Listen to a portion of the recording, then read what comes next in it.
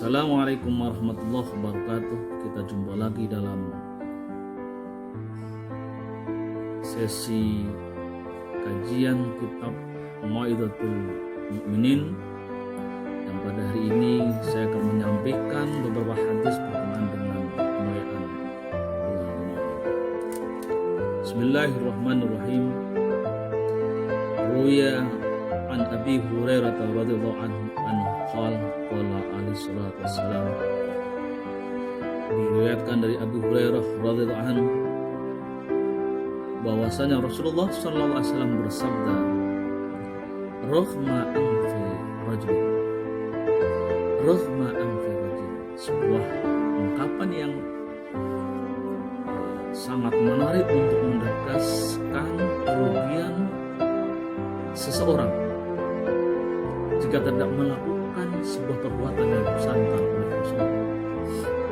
Rahma anfi rajulin dzukirtu indahu walam yasil alayya. Dzukirtu, ayat namaku disebut olehnya, walam yasil alayya, tapi dia tidak bersolawat kepadaku. Ini masalah penyebutan nama Rasulullah. Bagaimana ketika nama Nabi Allah Muhammad sallallahu alaihi wasallam disebut, seyogianya atau seharusnya kita bersolat atasnya. Bisa kita mengucapkan sallu alaihi atau Allahumma salli ala sayyidina Muhammad. Ini sebuah penekanan bahwasanya menjadi rugi atau kerugian yang amat besar ketika nama beliau disebut tapi kita bersolawat. Bahkan dalam satu hadis lain disampaikan bahwasanya ia termasuk orang yang pelit. Disebut oleh beliau sebagai orang yang pelit, sangat pelit, karena tidak mau menyebut atau tidak mau membaca salawat atas. Bersalawat atas Rasulullah SAW itu sangat besar fadilahnya. Salah satunya misalkan dalam adab membaca doa, kita dianjurkan untuk membaca salawat, karena salawatullah akan menjadi pendorong cepatnya doa itu sampai ke pintu langit. Jadi kalau misalkan kita setelah membaca doa,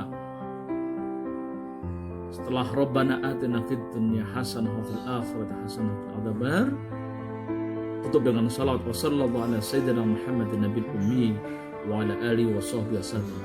Maka bacaan salat yang terakhir tadi bisa menjadi pendorong agar doa itu cepat sampai kepada hadirat Allah Subhanahu wa taala. Wa rahma anfi rajulin indahu abawahu aw ahaduhuma falam ya'mal fi haqqihim amalan yadkhulu bisabbihi jannah. Dan amat rugi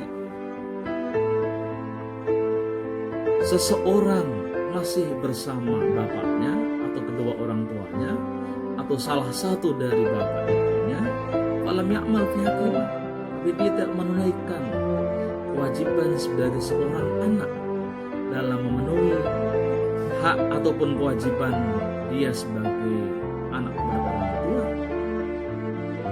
Padahal perbuatan kebaikan itu yang dilakukan untuk orang tua dapat menghantarkan menjadi penyebab masuknya surga. Orang tua adalah pintu terbesar, pintu tercepat bagi seorang anak untuk dapat menggapai surganya. Jika kita kemudian selama hidup di dunia ini tidak bersama, tidak bisa mendapatkan surga padahal masih bersama orang tua, maka itulah kerugian yang amat besar. Maka manfaatkan bagi Anda semua yang masih memiliki orang tua bersama Anda, maka pintu surga di hadapan Anda. Berikan, jadikanlah orang tua sebagai raja, sebagai ratu yang harus dilayani, dipenuhi hak-haknya. Kita tunjukkan bakti kita sebagai anak kepada orang tua, dan insya Allah pintu surga berada di hadapannya. Dan yang ketiga, waruhma anfi rajulin dakhala alaihi Ramadan, dan rugi atau celaka seseorang yang mendapati bulan Ramadan, wa tamma Ramadan, sampai Ramadan itu selesai, qabla ayyaghfir lahu, tapi dia tidak mendapatkan ampunannya. Ramadan yang ditunggu-tunggu setiap orang, setiap muslim, tapi ketika bulan Ramadan datang, kita berada di dalamnya, kita tidak mendapatkan ampunan, tidak mendapatkan ampunan Allah. Itu adalah sebuah kecelakaan besar. Nah, bagaimana mengisi bulan Ramadan agar kita mendapatkan ampunan? Ada hadis-hadis lain sebagai penjelas tentang hadis ini. Misalkan, man qama ramadhana imanan wa ihtisaban ghufira lahu ma taqaddama min dhanbi.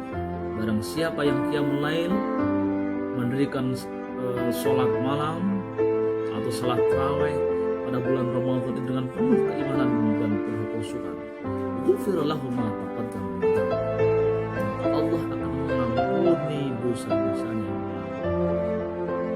Dan lagi yang lain, hadis man shoma Ramadan imanan wa ihtisaban ghufira lahu ma taqaddama min dhanbi.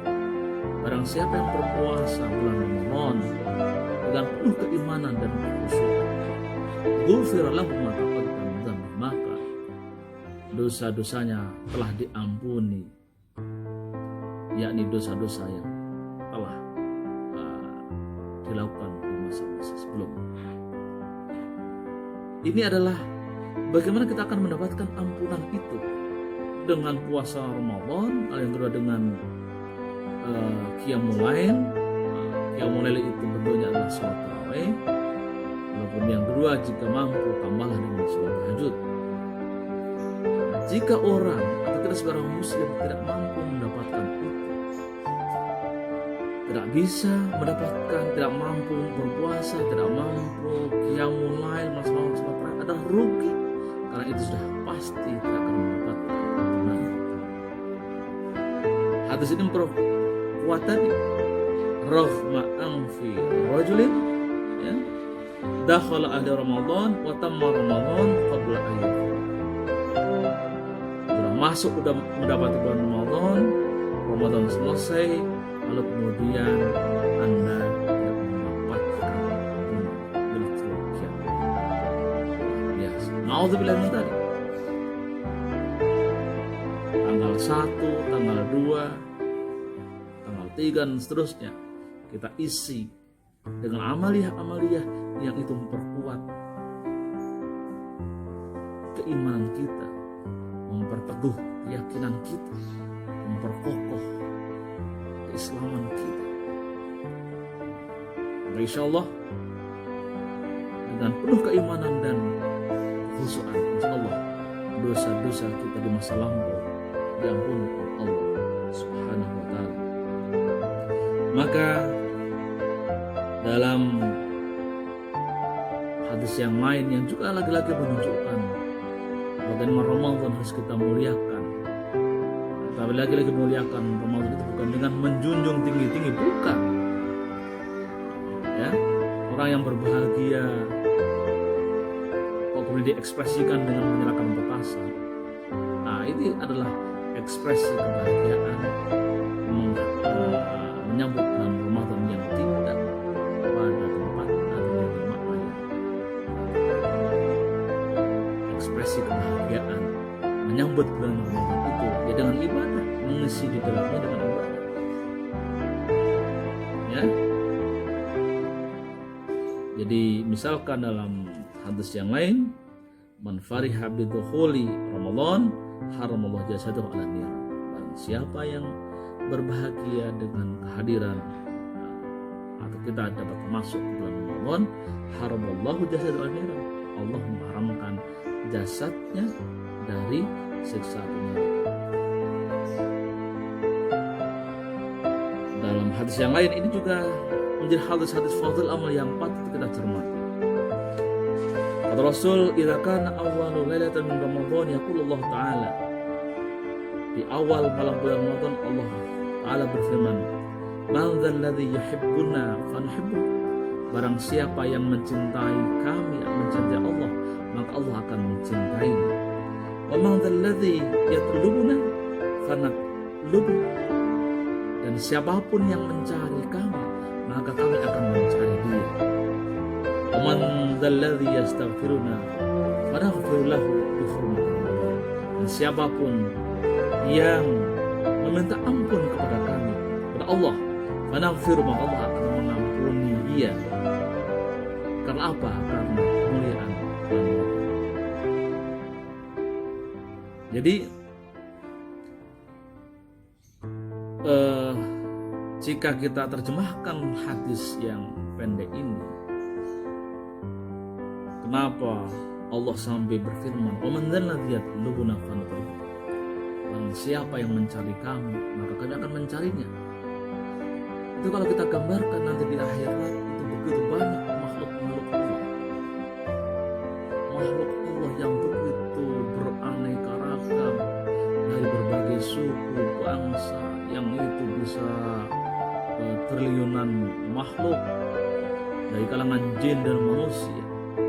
Tapi karena selama bulan Ramadan kita senantiasa mencari Allah, rindu akan rahmat Allah, maka karena kerinduan kita kepada Allah, karena kecintaan kita kepada Allah, maka Allah nanti akan mencarinya. Mana hai umatku yang telah hilang, mana umatku yang dulu mencintai aku, mana umatku yang dulu rindu pada aku, dia akan cari. Daerah kemudian itu macam-macam hadis. Mudah-mudahan bermanfaat bagi kita semua. Kalau lebih jangan mohon maaf.